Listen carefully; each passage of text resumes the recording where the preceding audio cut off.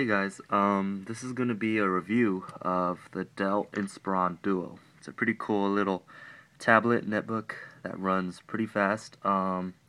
It's base installed with Windows 7, but I installed Windows 8 on it because of its touch capabilities. It's a lot better than ordinary netbooks and tablets itself. So here it is. As you can see, it's a pretty big screen. It's a 10.1 inch screen. It's touchscreen too, and it also has this real cool feature where you flip it. When you flip it, you can't use the bottom keyboard, but you could use the touchscreen capabilities, which has like keyboard and all that other stuff. So here we go. Let's turn it on.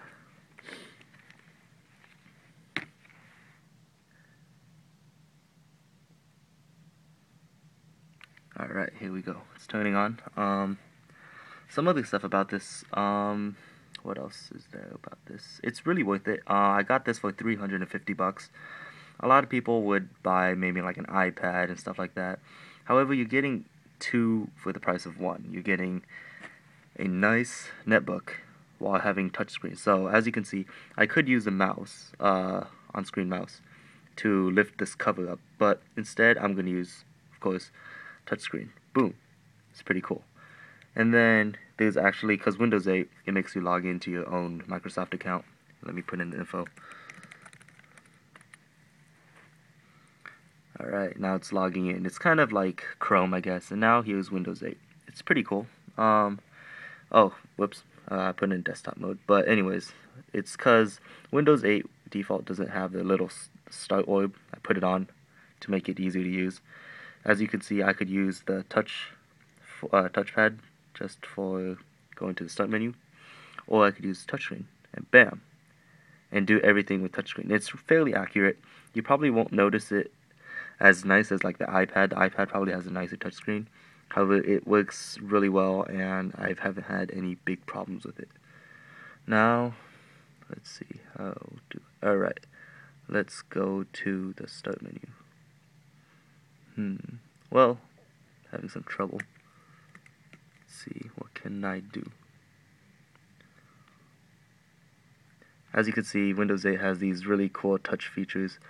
I don't know why I'm having trouble with it now. I've had trouble with it before, and as you can see, I flipped it around so I don't have to use a keyboard and just use its touch capabilities.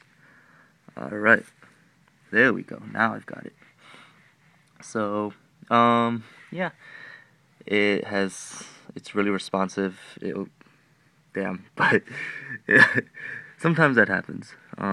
It might be frustrating because it really isn't, the touchscreen isn't as nice as like the iPads, but overall, Windows 8 is pretty new to me too, so I'm having trouble using it currently. So this is the Windows 8 menu. It's known as a tiles. That's where you find your applications and stuff like that. So, for example, we could go to the store, which is not working right now. I don't know why. Don't ask me why. I wish I knew. But it is not currently working. But anyways, this computer is... Okay, there we go. See, something was wrong. I don't know. Sometimes Windows 8, it's a consumer preview. It's not currently like really released yet, but it does pretty well, considering how it goes through a kind of app-like structure, kind of like the Mac OS X with the App Store. However, this is a bit more native, if you know what I mean. It's when you look at the apps itself. If I could go to the freaking menu, I could show you right away. If anyone knows a command, please tell me how to get to the freaking menu. I don't know any other way. Oh, here we go. So, there are apps which, for example, USA Today. If you like reading news, it's a pretty cool app. It launches just fine. I installed it probably like a couple days ago, but it looks really nice and awesome. So there it is. It looks like something you find on an iPad, and it works much better if you have it in touchscreen. So especially if you can imagine, reading, watching videos on this, it would be pretty cool, honestly speaking. However, I don't use it that much because it's just, it's a netbook. Sometimes I feel like it's underpowered, but it's not really bad. It's not that bad, especially if you're a college student. You need to go to class with this, or, oh, I need to use this, just to find something real quick. And it's pretty cool because it impresses your friends also. But yeah, there isn't much else about this that is really special, except for, of course, it has not many ports. It just has that really cool feature where it swivels. All it has is 2 USB ports, a earphone microphone port, and a charger. And when you look at it in the inside, this is the keyboard. Pretty cool. It has all your standard buttons. It doesn't have a number pad. Well, it's because it's a netbook. However, it has that really cool, and the quality is really nice. It's really sturdy, even though it's a netbook and a tablet. If you dropped it, I doubt anything would happen, really, except for dinging the corners a little bit, but your screen is pretty well protected. And this is that swivel motion, which is pretty awesome. If you could see from the side, it's pretty thin too. It's not that thick.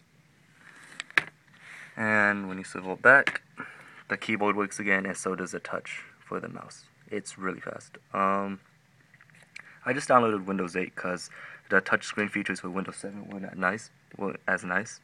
But wow, this is pretty responsive. Windows 8 is a lot better for this laptop. For average, if I were you, I would actually buy this instead of buying an iPad and a netbook, especially if you're in college. But this is a pretty cool computer. I've been using it for a long time. Well, I was using it on Windows 7 for a long time. That's why I don't know Windows 8 too much. And as you can see, my Windows 8 desktop didn't have much on it. So that's also why it's pretty new. I just did this and wow, I was pretty impressed. I'd like to play with it some more, get used to it. But yeah, that's mostly it. Thank you for watching. Alright, thank you. Bye.